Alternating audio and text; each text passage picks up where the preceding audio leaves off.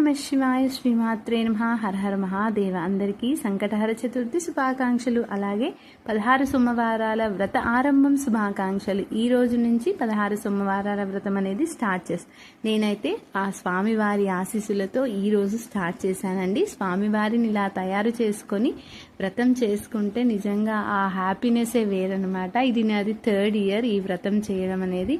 ఈ వ్రత మహిమ వర్ణించడం ఎవ్వరి వల్ల కాదు అని వ్రత కథలో ఉంటుందన్నమాట. అది నిజం.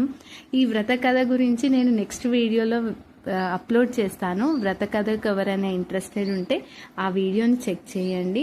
ఇలా నేను స్వామిని తయారు చేసుకొని స్వామివారికి షోడోపచారాలతో పూజ చేసుకొని మహానైవేద్యాన్ని సమర్పించి పూజ అయితే చేసుకున్నాను. చాలా బాగా జరిగింది. ఇవాళ స్వామి కూడా చాలా బాగా తయారయ్యారు. అంటే చేసేటప్పుడు ఎలా చేస్తానో అని భయపడ్డాను, కానీ మంచిగా వచ్చిందనమాట. మీకు నచ్చిందా? నచ్చితే తప్పకుండా లైక్ చేయండి. అందరికీ ఆ పరమేశ్వరుడు అనుగ్రహం కలగాలని కోరుకుంటూ ఓం నమః శివాయ.